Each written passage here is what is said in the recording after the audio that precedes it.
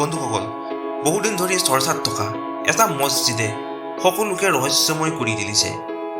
এই মছজিদটোৰ নাম জ্ঞানবাপী মছজিদ।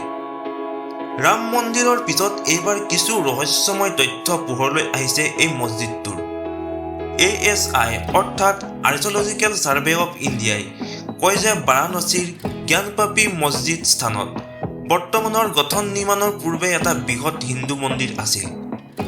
তেওঁলোকে বৈজ্ঞানিক অধ্যয়ন আৰু পৰ্যবেক্ষণৰ ওপৰত নিৰ্ভৰ কৰি যথেষ্ট প্ৰমাণ থকাৰ কথা অৱগত কৰে। গতিকে ইয়াৰ সম্পূৰ্ণ ৰহস্য জানিবলৈ ভিডিঅ'টো শেষলৈকে চাই থাকক। লগতে চেনেলটো ছাবস্ক্ৰাইব কৰি দিব আৰু লাইক কমেণ্ট শ্বেয়াৰ কৰিব নাপাহৰিব। বৰ্তমানৰ কাশী বিশ্বনাথ মন্দিৰৰ কাষতে থিয় হৈ থকা এটা মন্দিৰ মোগল সম্ৰাট ঔৰংজেবৰ নিৰ্দেশত ভাঙি পেলোৱা হৈছিল বুলি কোৱা হয় আৰু ইয়াৰ ধ্বংসাশেষত জ্ঞানবাপী মছজিদ স্থাপন কৰা হয়। ইয়াৰ বাবে উল্লেখ কৰা পপুলাৰ প্ৰাইমাৰী চ'ৰ্চটো হ'ল জাকিৰ মুস্তাইদ খানৰ মাছিৰ-ই-আলমগিৰি, যিটো 1707 চনত ঔৰংজেবৰ মৃত্যুৰ কিছু বছৰৰ পিছতে লিখা এই পাৰ্চী ভাষাৰ বুৰঞ্জী।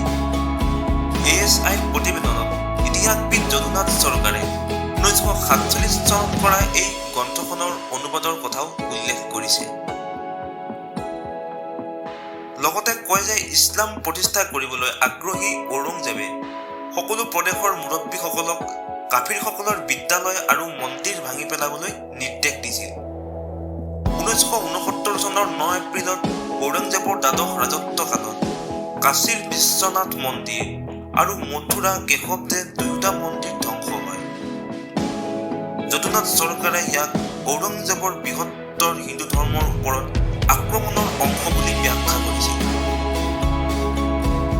ইতিহাসবিদ ৰিচাৰ্ড ইটনে যুক্তি দিছিল যে 1669 চনত সকলো মন্দিৰ তাৎক্ষণিক ধ্বংস কৰাৰ আদেশ নহয়, বৰঞ্চ ইয়াৰ যিবোৰ প্ৰতিষ্ঠানত এক নিৰ্দিষ্ট ধৰণৰ শিক্ষাদান চলি আহিছিল সেইবোৰক লক্ষ্য কৰি লোৱা হৈছিল।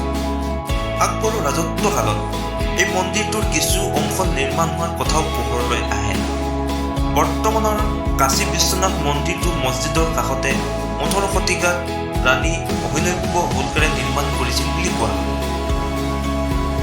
1993 চনত মেৰী চিৱাৰ্ড চেটাৰ্জীয়ে কৈছিল যে স্থানীয় মুছলমানৰ বেছিভাগেই ধৰ্মীয় উদ্যমৰ বাবে ঔৰংজেবে মন্দিৰটো ভাঙি পেলোৱাৰ ধাৰণাটো নাকচ কৰা দেখা গৈছিল।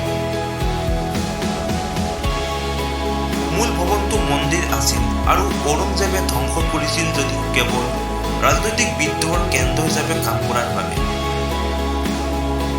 2011 চনত স্থানীয় মুছলমানসকলে এই কথা নাকচ কৰিছে যে ঔৰংজেবে মছজিদটো আৰম্ভ কৰিবলৈ যিকোনো মন্দিৰ ভাঙি পেলাইছিল।